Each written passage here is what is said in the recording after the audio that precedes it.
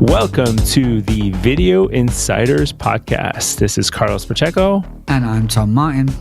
And we are two grizzled YouTube channel managers, pro channel managers that have been managing a YouTube channel over many years, too many to count between us. And we are here to share with you some of our insights from behind the scenes of the YouTube and the online video ecosystem. Tom, how have you been? I am officially in lockdown as we speak.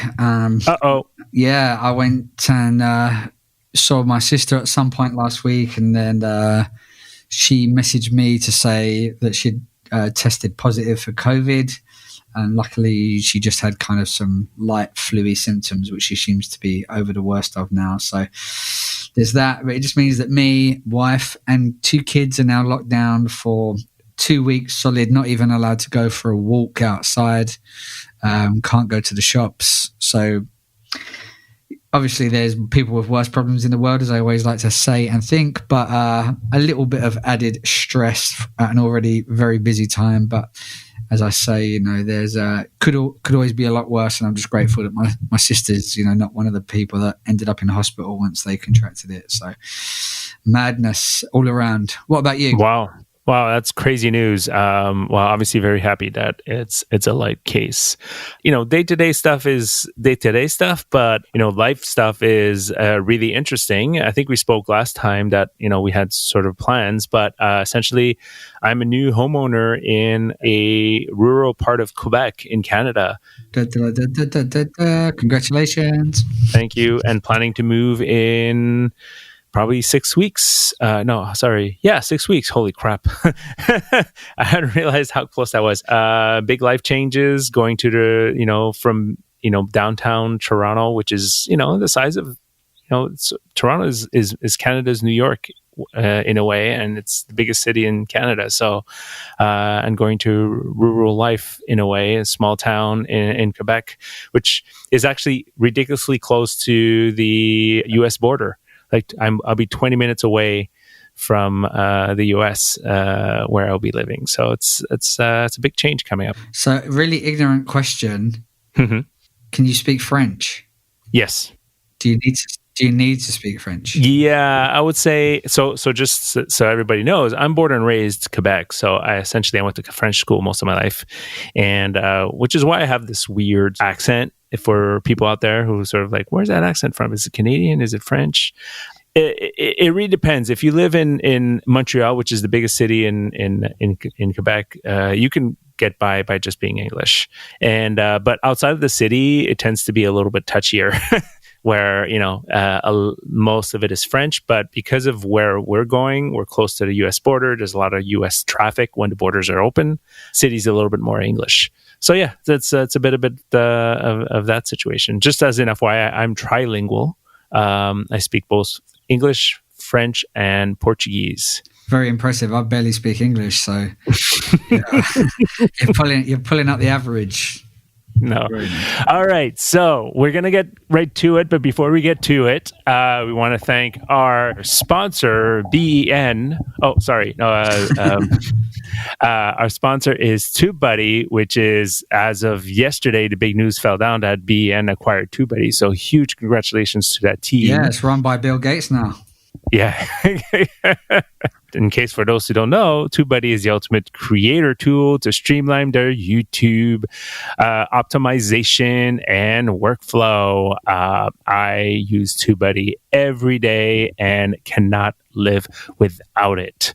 It's the best tool to manage and optimize your YouTube channels.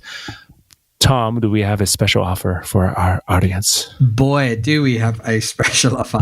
So if you are interested in a multi-channel license, you can get a world-exclusive discount by visiting videoinsiders.fm/TubeBuddy.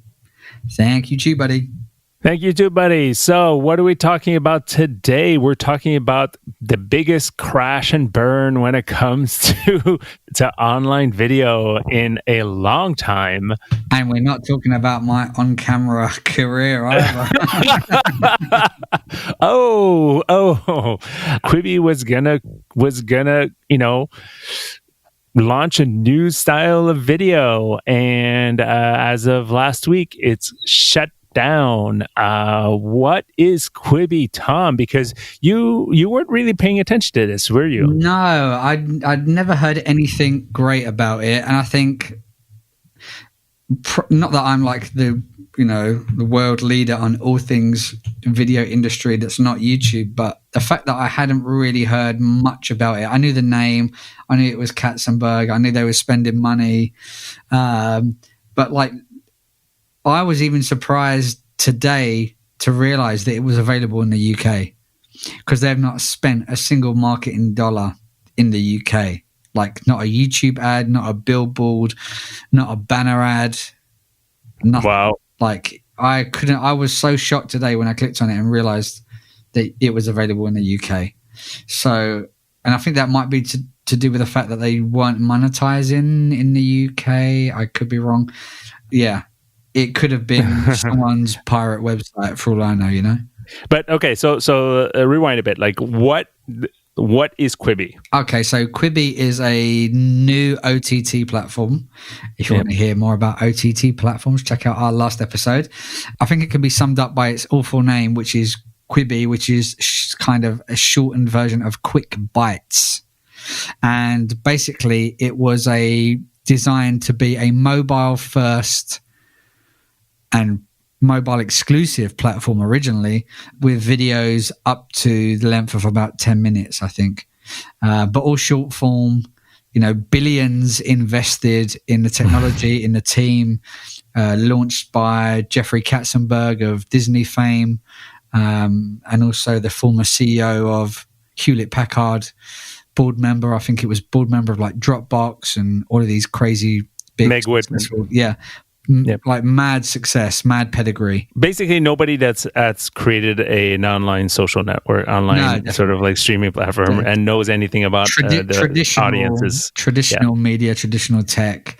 So I'll add a little bit to what you're saying. One of the sort of key features about Quibi was it's sort of this sort of like technology where you could watch watch video on sort of like this traditional way where you just have your phone sideways, but also flip it horizontally, and the angle would change, and it would be almost like a completely different point of view, and it would be formatted to the phone, to the way it's being recorded. And that was sort of like one of the main selling points of the platform.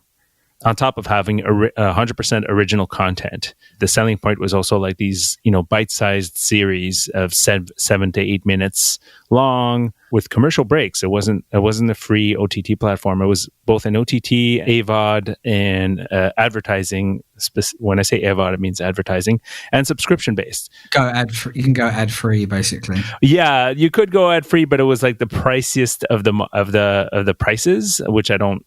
Off the top of my head, I can't remember it, but I one of the biggest sort of like knocks against it was that like you would pay $5-6 a month for advertising, and it's like I don't think people are sort of like into that these days. Even though it's a low amount, it's sort of like when you want to build an audience, that's not a good way to sort of do it. But the big news, I guess, to get going is that as of last week, 6 months after launch, after billions of money raised, it closed shop. Well, I think it's still available right until December. Yeah, right? But it's closing. Yeah, they've announced that it will be shuttered, I think, on December 1st of this year, 2020. Yeah, and there was rumors of it being shopped around, and pretty much everybody that took a look at it said, no, thank you.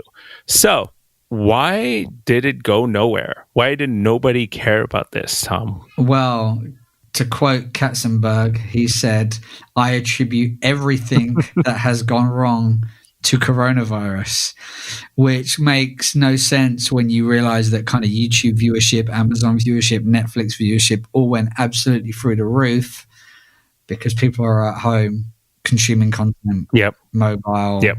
tablet, whatever it would be. So I'd say not the worst excuse, but lame excuse, one that's got so many holes in it. So yeah, I think we should instead start to pick apart why we think it didn't work. Well, yeah, it's one of the first things to remember is that because Katzenberg comes from the traditional landscape, they were really against any which way for people to pirate the content. Like they did everything in their power to make it impossible for you to share the content and impossible to even take a screenshot. Which is mind-boggling in 2020 of preventing people from creating content with your content. So nobody could really create a meme out of these shows, or they could. You'd literally have to take a screenshot of your device. Yeah, you'd have to take a photo of your phone with another phone. Yeah, and that was the only way you can get content off it. And there's I don't want to be the only one sort of saying that things wrong, but the other second thing is that this was only available on phones. There was no other platform for this. They did later realize yes. that. But yeah, that's an after the fact, right? But essentially, it only launched on phones. Again, like their whole selling point was this is going to be your commute type of like content, right? Yeah, those are two things that just prevented it from going anywhere. As an OTT platform, it's incredible to think that you couldn't watch this on your laptop, you couldn't watch this on your Apple or Roku's of this world. My sort of like 2 cents on that was like, where the hell did all this money go? Yeah, there's so much money. I think it was like 2 point something billion. Yep. And a billion of it was in the original content. And to me, that's just crazy. For someone who hasn't got an audience yet, to make that bet is pretty incredible. When basically every other platform that is successful has built it on the back of other people's content. Yep. So YouTube is 99.99999% other people's content. Netflix was for years and years and years 100% other people's content. Same with Amazon. TikTok is all user generated. Obviously, there is some branded content on there. Same with Instagram. You name it. It's the people that are powering it.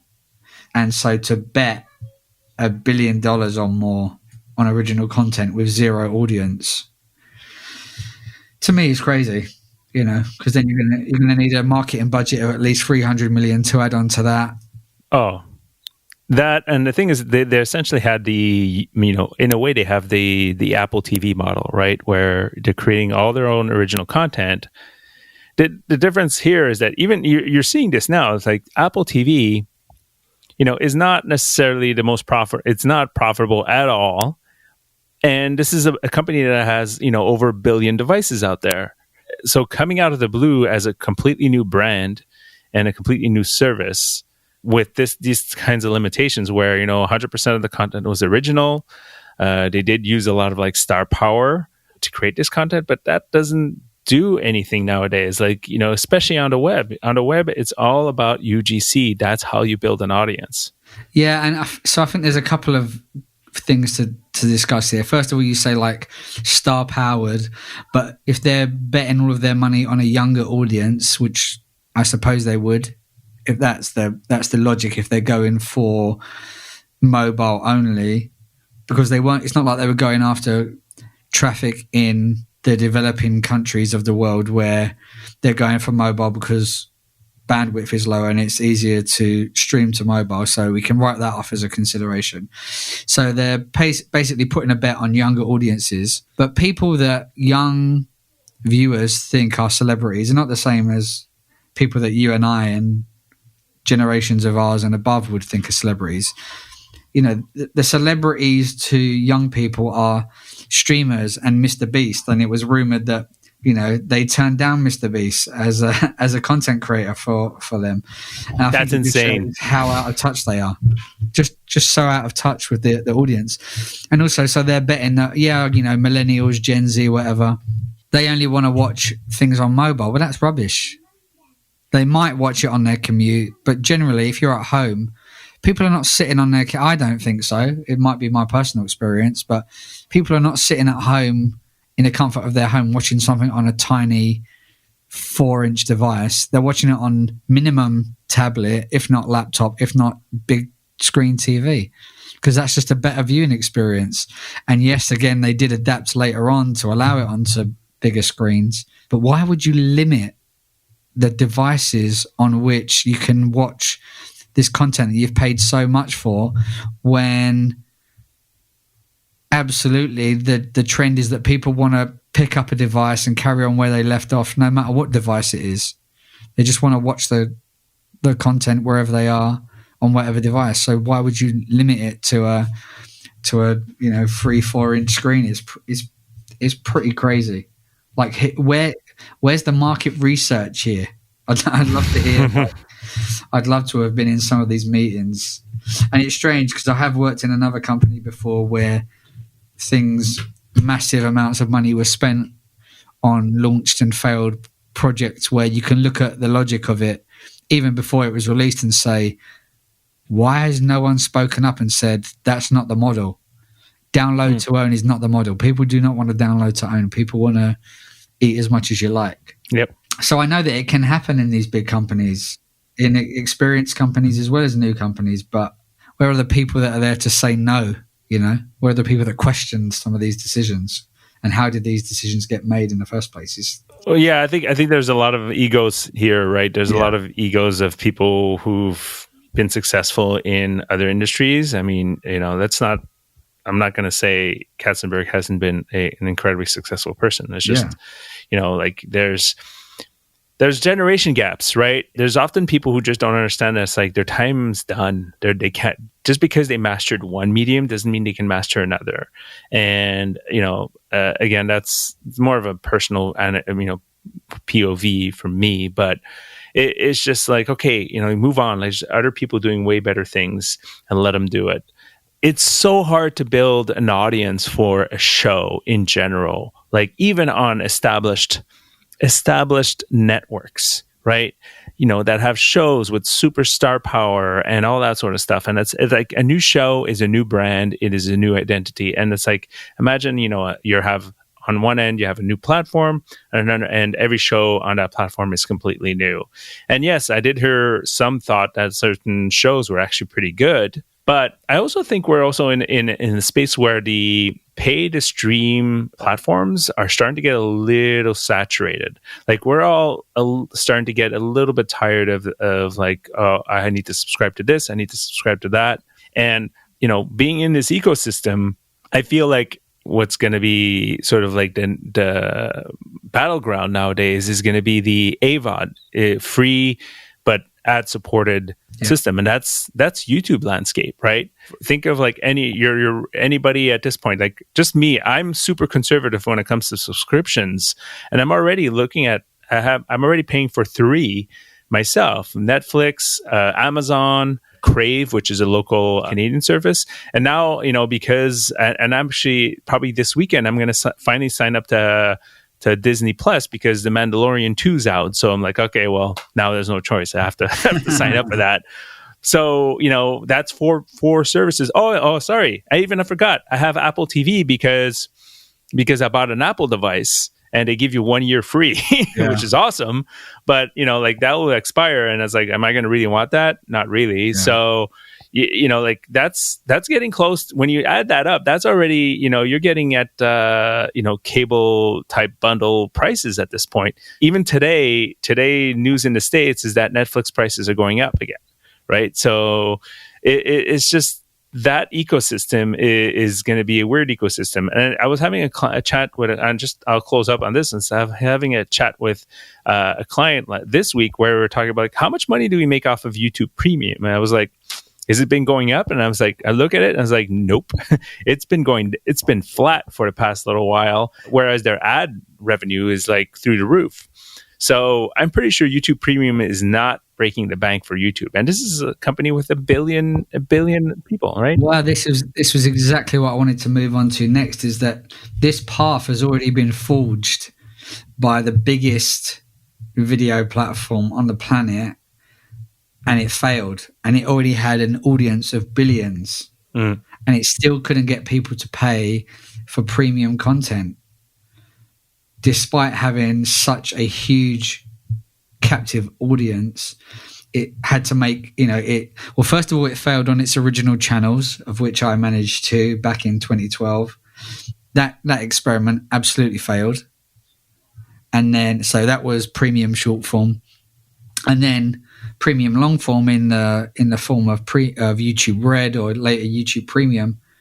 I think that's pretty much widely seen as a failure. And probably only an amount of time until that business model changes, and it already has changed because their originals are now out from behind the paywall and available with ads. So if the biggest existing video platform couldn't make that work, how would a new startup be able to do that without any of the audience mechanisms that YouTube have and the built-in audience? It's just like doomed to fail, unfortunately. The next point that we sort of wanted to drive to is considering the fact that this was a short form video platform.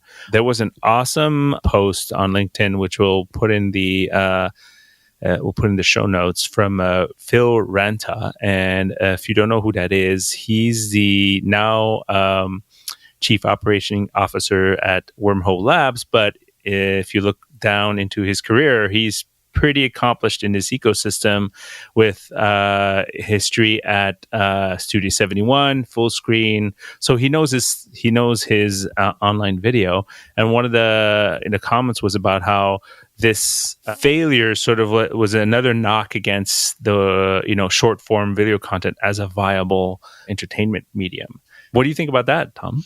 Yeah, I thought it was a really interesting discussion, and there were lots of people aggressively agreeing with each other because I don't think there's anyone out there that thinks this is any way a mark against short form content. It's not a problem with the content; it's a problem with the business model and with the platform. YouTube is continuing to grow and have record numbers.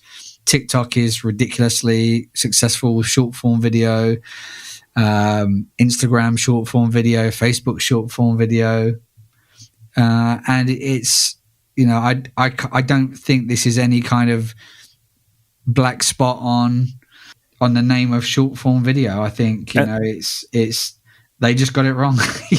Yeah, I mean, here's to me, this is a black spot on Hollywood just not getting it. Right? It's just like, the ground has shifted, right? The entertainment ecosystem has shifted in terms of like, there used to be a small number of people dictating what we were watching. Now it's completely the opposite, where there's billions of people dictating what we're watching. And, that's the model that Hollywood can't seem to is having a hard time with, right? They don't understand how to handle that. And the short form content, I think we know for a fact that TikTok's the pure example of that being a viable system. At the end, viable in the fact that TikTok is supported by a very rich company that we do not know if TikTok is profitable at all. So it's one of those things, and we all know how many years it took just YouTube to get profitable or make money. So yeah, but we know that YouTube are making 15 billion in ad sales every year. So we know there's an appetite for it, and there's an market for it. And a good one that we don't talk much about is Snapchat, right? Snapchat's not dead. It actually has, thrived this year and has just posted like incredible numbers and is doing really well. And that's short form video chat content. They're much more Hollywood than any tech platform out there in terms of like, being LA based and coveting originals and all that sort of stuff. So at the end of the day, like there was definitely a lack of understanding of who their audience was and who was willing to pay for this. It's just really, it's too bad because they could have embraced, original creator. They could have embraced digital creators and probably, built an ecosystem that's much more insights driven by the people who are creating the content online, who actually know how to build audiences online. I'd be really interested to see what happens to the content that's been made for Quibi now, because you look at that roster of talent and content and you think, well, there was I saw a program which was like Idris Elba versus Ken Block. Yep. Idris Elba being like the UK's most prized possession, and Ken Block being like car royalty. And I'm thinking, well, if you license that to the Top Gear channel, that's 1 million views in the first 24 hours each episode, without a doubt. But that would have probably only got like a couple of thousand views on Quibi. So I think there will hopefully be a home for all of that content, because I don't think anyone's ever said this content is not good. It may not be perfect. It may be Hollywood's idea of what the kids want to watch, but I still think there's a lot of quality content in there for sure. And they even won a couple of Emmys and stuff like that. So it's not bad content. It's just, it needs a new home. And I hope that it will find a new home, whether that be on Netflix or Amazon or YouTube. Oh, it definitely will. But it's a lot of money was spent on making good content, and it's a shame that the world don't get to see it. So I hope they do get it onto another platform. And by the sounds of it, Quibi were not the smartest when it came to locking that original content into smart contracts, so it probably will turn up on another platform. So that was the part I was going to add. Actually, the ownership of every piece of content there reverts back to the producer. So that's a big win for the creators. The creators who got contracts out of that are probably the big winners out of that one. Yeah, they got nice, sweet budgets, and they kept ownership of their content, after the fact. So yeah, it's just it's just a really fun. The thing is, at the end of the day, like everybody in the digital tech ecosystem saw the train wreck coming, right? Certain people just didn't want to listen, and they were like, "Oh, you're just poo-pooing us," or they were like, playing the whole like wait and see, we'll prove you wrong type of situation, which I understand. But at the same time, like, maybe they could have used some, insights from people who know how to build audiences online, who've done this before, instead of somebody who's been successful in another, medium ecosystem, and then coming in and saying, let me show you how it's done, when they have absolutely no idea how it's done. Yeah. It's, I don't think I ever saw any kind of LinkedIn post from anyone that said, oh, Quibi have just come out with a great idea. It was always, oh God, look what they've done now, kind of thing, as the timeline went on. So I was aware of what was going on, but I never really looked into it in any detail, because I don't know, maybe I just saw the writing on the wall before I'd even looked into it. But the only thing from Quibi that I saw were the ads. So yeah, they must have spent a lot in US and Canada by the sound of it. Oh yeah. Yeah, like, they did. If you ask the average person on the street, I don't think there'd be more than anyone outside the video industry. I don't think there'd be a single person that had heard of it. Yeah, unless they were an investor. The thing is, what's sort of telling, what's sort of telling at the end of this story is the fact that not one of these TV and tech companies wanted even to buy it when it was just like, we're done, we're just want to sell this. It's like, no, they're just going to close shop. It's quite interesting technology, though. If you think about that harness for YouTube, that would be pretty. There's a lot of people that could do a lot of good things with that. So I dare say the technology will find a new home as well. Definitely, yeah, at a bargain price, no doubt. Quibi, we hardly knew you. All right, quick buy. All right, that was a sort of a quick sort of like insights on our views of or sort of everybody's views as well as like why Quibi failed. If you were a Quibi subscriber and I loved it, we'd love to hear from you. Yeah. That would be great to hear.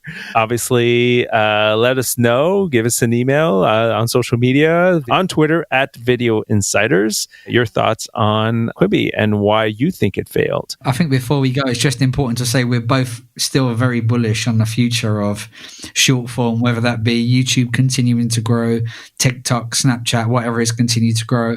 And yes, there probably is space for another short form video platform to come into the market. But absolutely, if it's going to succeed, it will likely be based on UGC first. Those wild, wild west days, as we've mentioned many times in other podcasts, where content platforms grow by letting people pirate crazy amounts of content, and then by the time they're growing, they can then start to clean up their act. So that would be my kind of future prediction for short form, and if any other platforms are going to come into the market. I'd be, the thing is, I find in that side of you're absolutely right. That's sort of the only way to sort of really grow is to sort of play loosely with the rules. I just think that these days, the way the internet's being sort of like scrutinized by a lot of politicians, that's going to be harder and harder, especially in the US. Also by technology companies. There are companies now that we know of that are basically scanning the entire internet constantly for user-generated content. And I think it's going to be harder for platforms to get away with it because, day one, the media company is going to know that it's on platform XYZ because they're scanning the internet all day, every day, and it's harder to get away with and play dumb. Yeah. Everybody's being I don't want to say indoctrinated. It's not the right word. It's sort of being trained to become a creator, right? Like when I say everybody, I just mean like everybody. Like our phones are getting more and more powerful. The new iPhone is movie quality cameras are coming, are in our hands right now. So, every kid on the street is growing up with, every kid that gets an iPhone, is growing up. So it's like the UGC side of things is just going to keep, driving these new platforms, these new ecosystems, and we need them because that's the only way to keep these, keep the dominant ones on their toes, to make them change. I mean, Facebook wouldn't be scrambling the way it is for the youth if TikTok wasn't around. YouTube wouldn't be adding new features to its feeds and to keep changing things if TikTok wasn't around. If things got boring, and the audience would move somewhere else. So competition is great in this space. So we definitely want that to keep happening. Yeah, that's a great point. It's something I've never really thought about when you say that everyone's being encouraged to be a creator. And another factor in that is that nowadays, like if you put a camera in my face, I'd be a bit like weary. But if you imagine now that basically parents document every second of their kid's life, kids are used to having a camera in their face all day, every day. So for them to then pick up a camera and start talking to it and be a vlogger or some kind of creator is going to be like second nature. I never thought about that before. They're growing up with these creators in their lives, right? So, 5 years ago, we were hearing stories of kids wanting to become YouTubers. Yeah. Now everybody wants to be a TikToker, right? So especially TikTok is like has made creators out of like everybody. There's way less of a threshold with TikTok than with any other platform when it comes to video creation. Barrier to entry. Barrier to entry, yes. Threshold.